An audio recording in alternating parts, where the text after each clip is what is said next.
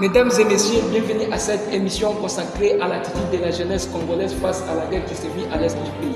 Dans une situation où les jeunes sont souvent en première ligne des défis sociaux et sécuritaires, il est essentiel de comprendre comment ils perçoivent cette réalité et quel rôle qu'ils peuvent jouer pour l'avenir. Pour en discuter, nous avons le plaisir de recevoir sur ce plateau M. Sylvain Olekan, étudiant-chercheur en lettres et civilisation anglaise de l'université de Kisangani. Il est coordonnateur de l'association des ligues contre les antivaleurs des jeunes patriotes en République démocratique du Congo. Monsieur Sylvain, bonjour. Oui, bonjour, monsieur le journaliste.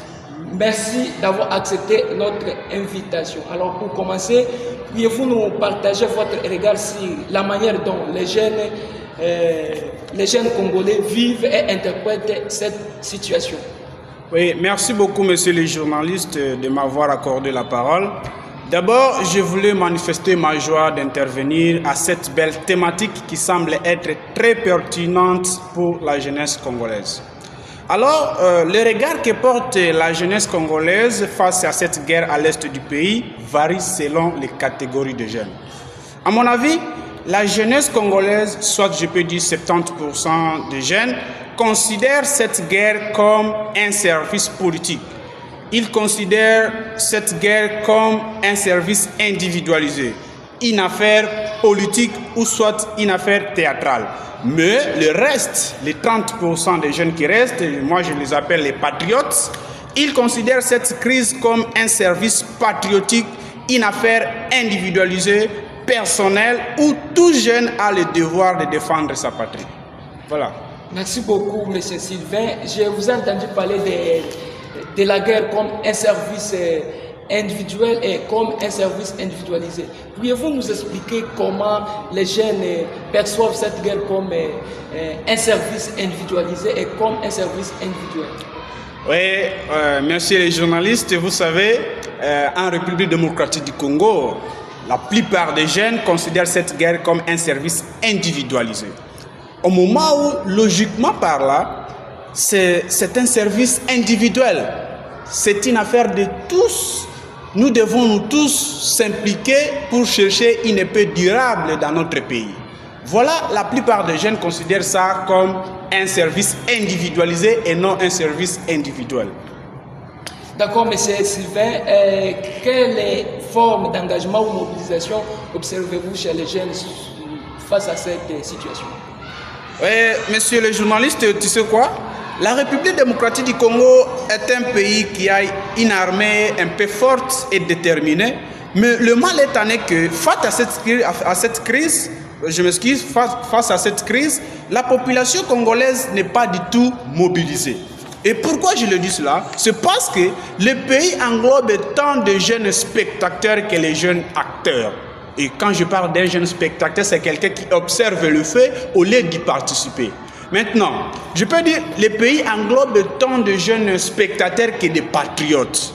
Voilà pourquoi il n'y a pas une forte mobilisation de la jeunesse. Et je vous assure aussi longtemps que la jeunesse ne s'est pas encore mobilisée pour cette guerre, il n'y aura pas un changement efficace dans notre pays. Et en d'autres termes, je peux dire, comme la jeunesse ne s'est pas encore impliquée à cette guerre, il n'y aura pas la paix directe soit déterminée dans notre pays.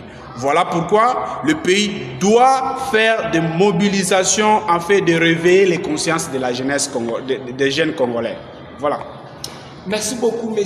Olekanya. Alors, malgré ces contextes difficiles que traverse notre beau pays, la RDC, quel espoir ou perspective que la jeunesse exprime-t-elle pour l'avenir du pays? Oui, monsieur le journaliste, tu sais, là je dirais catégoriquement aucun espoir à espérer dans notre pays. Pourquoi? Parce que tant que nous n'avons pas encore eu la paix, il n'y aura pas un bon avancement dans notre pays. Il n'y aura pas un bon développement dans notre pays. C'est pourquoi nous devons d'abord chercher à trouver la solution face à cette crise qui traverse ce pays et chercher comment à mobiliser la population afin de pouvoir chercher de bonnes solutions qui pourront amener une paix déterminée et durable dans notre pays. Voilà. D'accord, merci, monsieur Olekagne. Parlons de... Nous avons tous entendu parler du dialogue intercongolais. Oui. Alors, si les acteurs congolais parviennent à ce dialogue, pensez-vous que cela pourrait favoriser le retrait du Rwanda et ouvrir la voie à la paix de l'Est du pays? Oui, merci monsieur les journalistes pour cette belle question. Vraiment, en premier lieu, je soutiens la vision de notre président de la République démocratique du Congo. Mais ce que nous devons savoir, messieurs les journalistes, même si les acteurs congolais acceptent le dialogue intercongolais, cela ne donnera pas la paix à la population congolaise. Là, je dirais directement par là qu'il n'y aura pas la paix dans notre pays. Pourquoi? Je m'explique. Tu sais, la guerre de notre pays n'a pas commencé aujourd'hui. Si je ne me trompe pas, il y a de cela plus de 30 ans. Et vous savez, le pays agresseur continuera toujours à utiliser d'autres personnes afin d'agresser la population congolaise. Je peux dire par exemple, les hommes qui étaient dans la rébellion peuvent se figurer dans le gouvernement. Et alors, lorsqu'ils se figurent dans le gouvernement, le pays agresseur, notamment le Rwanda, continuera toujours à utiliser d'autres personnes pour agresser notre pays. Même si les acteurs politiques parvenaient à participer à ce dialogue intercongolais, cela ne donnera jamais la paix dans notre pays. D'accord. Vous avez parlé du dialogue, même si les acteurs politiques parviennent à ce dialogue, donc il n'y aura pas le retrait du groupe rwandais à l'est du pays. Alors, que pensez-vous selon vous pour trouver la paix à l'est du pays? Que le gouvernement congolais peut faire quoi, selon vous? Bon, vous savez, je peux encore répéter que la République démocratique a une armée forte et déterminée pour défendre la patrie. Mais le mal étant que dans notre pays, tant qu'il n'y a pas encore une forte mobilisation de la part de la jeunesse, il n'y aura pas une paix durable dans notre pays. Pourquoi? On peut faire des accords, on peut faire le dialogue. Et si la population ne s'est pas encore s'impliquer à ça, vraiment, je vous assure qu'il n'y aura pas la paix. Je vous donne l'exemple. Il y a un adage africain qui dit, le président préside, soit règne, la première ministre, soit le premier ministre gouverne, mais la population s'implique. La population se libère d'elle-même. Et non les étrangers qui viendront nous libérer dans notre propre sol congolais. D'accord, monsieur Olekagne. Alors, en cas de non-participation de la jeunesse, pensez-vous que ce dialogue resterait efficace et crédible? Oui, messieurs les journalistes, merci beaucoup. Une seule fois de plus. Vous savez, il faut qu'il y ait la participation massive de la jeunesse congolaise pour avoir un dialogue crédible et efficace. Pourquoi? Parce que le gouvernement est là pour la jeunesse, pour le Congo. Tout ce qui se passe au gouvernement national, au gouvernement central, ils sont en train d'exécuter pour le bien-être de la population, pour le bien-être de la jeunesse. Et tant que la population ne participe pas à ce dialogue, il n'y aura pas vraiment un échange clair et déterminé de la part de nos acteurs politiques. C'est pourquoi je me rappelle même du discours de notre ancien président qui disait, le président Mobutu, il disait que le Zaïre, c'est la jeunesse, c'est le Zaïre de demain. Et aujourd'hui, comme nous sommes en République démocratique du Congo, la jeunesse, c'est le Congo de demain. Tant qu'il n'y a pas encore une forte participation, une forte mobilisation de la jeunesse, il n'y aura pas une paix durable dans notre pays, même si on parvenait à faire les dialogues intercongolais.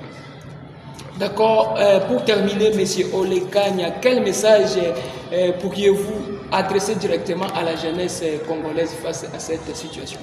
Oui, merci beaucoup, messieurs les journalistes. Je pense que c'est une opportunité pour moi d'adresser un message à la jeunesse congolaise. Tu sais quoi, étant que des jeunes patriotes que nous sommes, je dirais à la jeunesse que nous devons se tenir debout et s'impliquer pour défendre notre patrie. Le problème, soit les difficultés qui racontent, qui traversent notre pays aujourd'hui, n'est pas le problème du président de la République lui-même, n'est pas le problème de la première ministre elle-même.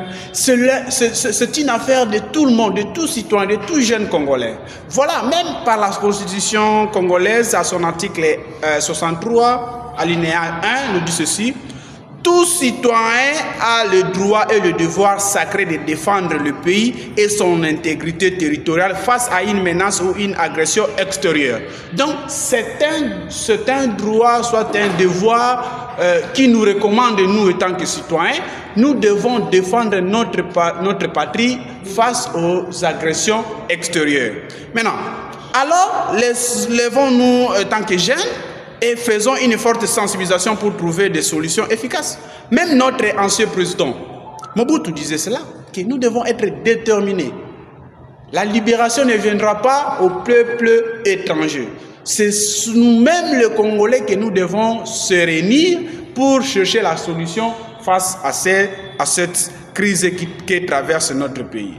Même je me rappelle de le savant noir, le premier savant noir de l'Afrique, M. Jack Anta Diop. Il disait que armons-nous même jusqu'aux dents pour défendre nos patrimoines nationaux. La participation et la détermination de tous s'avèrent très importants pour la libération du Congo. Donc, étant que jeunes patriotes, nous devons se réunir. Impliquons-nous pour chercher la solution. S'il s'agit de nous armer jusqu'aux dents, prenons les armes pour aller attaquer le pays agresseur, notamment le Rwanda, je le cite. Tu vois, c'est ça le message que nous, étant que jeunes, ne soyons pas seulement des spectateurs, mais nous devons être des acteurs sur le terrain.